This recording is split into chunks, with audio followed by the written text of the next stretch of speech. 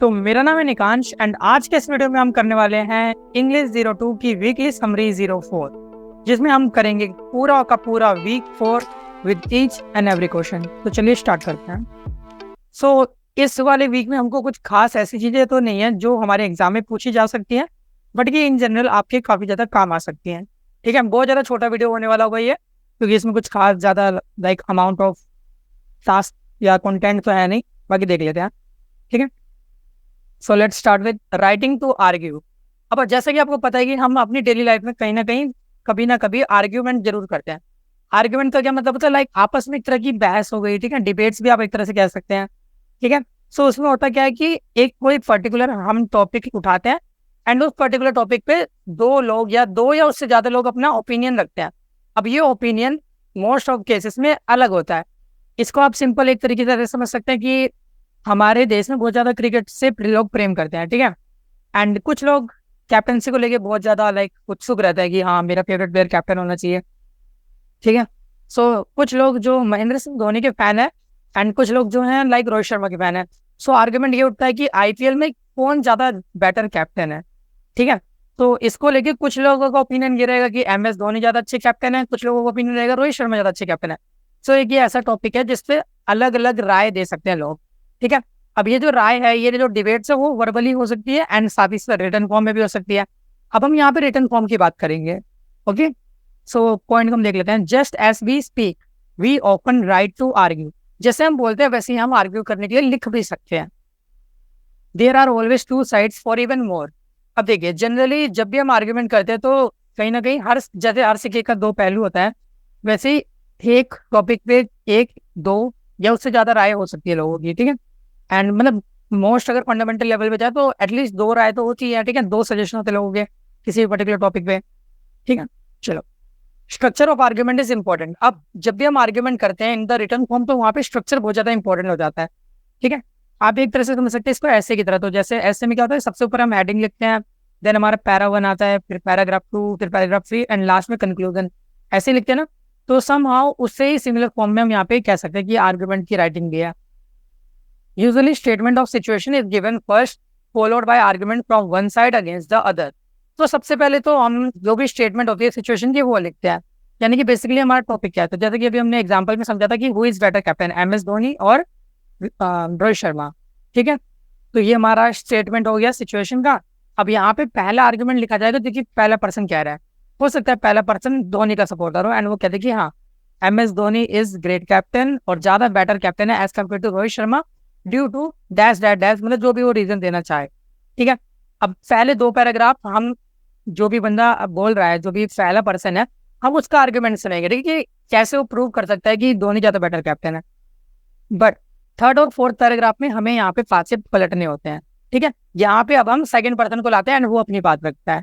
अब यहाँ पे हो सकता है कि जो सेकंड पर्सन जो विराट कोहली नहीं, रोहित शर्मा का जो सपोर्टर था, ठीक है, वो बोल दे कि हाँ रोहित शर्मा जो है वो ज्यादा बेटर कैप्टन है ड्यू टू दिस रीजन। ठीक है, ओके, और फिर लास्ट में क्या होता है, फाइनल पार्ट में हम अपना एक ओवरव्यू लगाते हैं, यानी कि एक तरह से समरी टाइप ऑफ देते हैं एंड साथ में अपना एक प्रॉपर कंक्लूजन देते हैं कि लाइक सारी बातें समझने के बाद डिसाइड कर जाता है कि हाँ एक्चुअली कौन सही है कौन गलत है। ठीक है, अब use statistical data in your argument.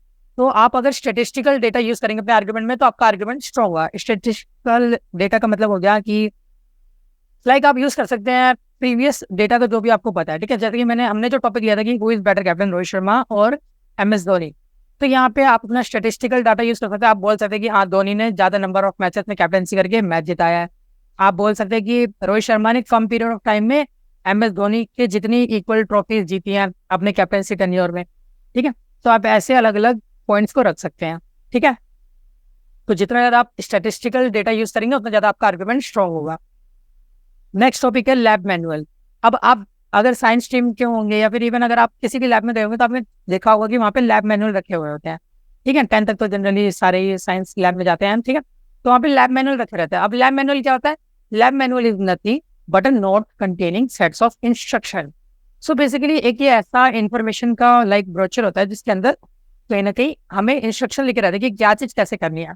तो आप यहाँ पे देख सकते हैं कि एक लैब मैनुअल है यहाँ पे चाय बनाने का। तो यहाँ पे हमें बेसिकली इंग्रेडिएंट क्या क्या रिक्वायर्ड रहेंगे चाय बनाने के लिए एंड उसके स्टेप्स क्या होंगे वो लिखा हुआ है। ठीक है। तो basically this is nothing but a lab manual.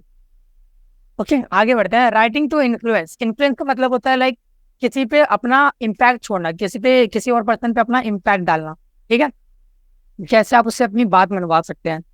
ठीक है, so write in such a manner that you can make a influence on other. तो आपको कुछ इस तरीके से लिखना चाहिए कि आपकी बात सामने वाला समझे एंड कहीं ना कहीं आपकी बातों को एग्री करे।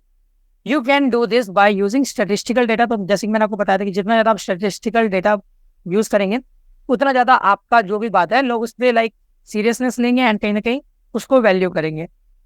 You can also use previous events related to the ongoing topic.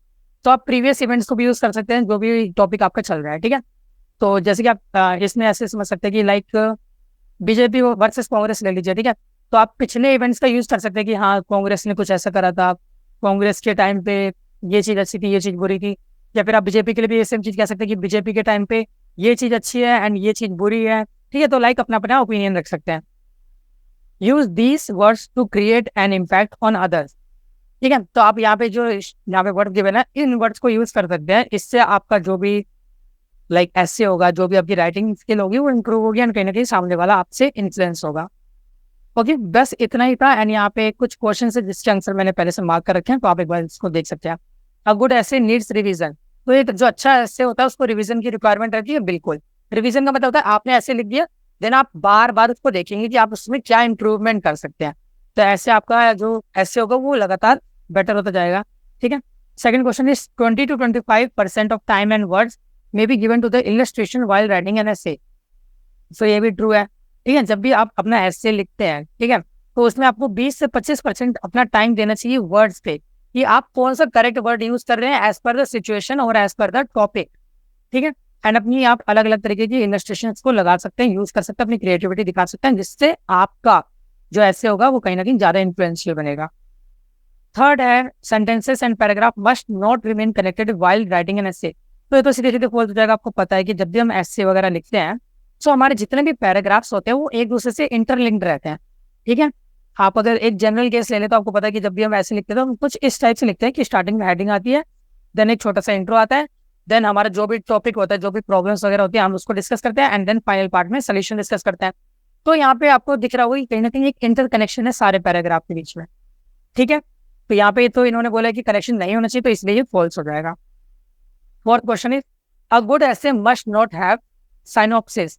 Synopsis का मतलब होता है समरी। ठीक है, ओके, हो सकता है कि मेरी प्रोनाउंसिएशन इसको लेके गलत हो, बट इसका मीनिंग समझ होता है। ठीक है, तो ये कह रहे हैं कि एक अच्छे ऐसे में समरी नहीं होनी चाहिए, तो ये तो सरासर मतलब गलत हो जाएगा। ठीक है, डेफिनेटली अगर आपका ऐसे अच्छा है तो उसमें फाइनल कंक्लूजन, एक ओवरव्यू या एक समराइजेशन आपको लास्ट में करना चाहिए।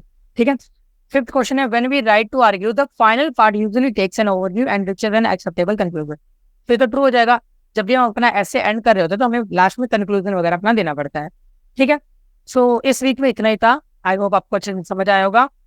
तो बहुत ज़्यादा छोटा वीडियो है क्योंकि इसमें कंटेंट ही कम था, तो काफ़ी अच्छा है, बच्चों को आराम से कर लेंगे ये। ठीक है, बाकी मैंने इसके प्रीवियस वीक्स जो हैं वो भी ऑलरेडी अपलोड करे हुए हैं मेरे यूट्यूब चैनल पे। ठीक है, तो आप जाके चेकआउट कर सकते हैं, प्लेलिस्ट में आप ढूंढेंगे तो आपको मिल जाएगा।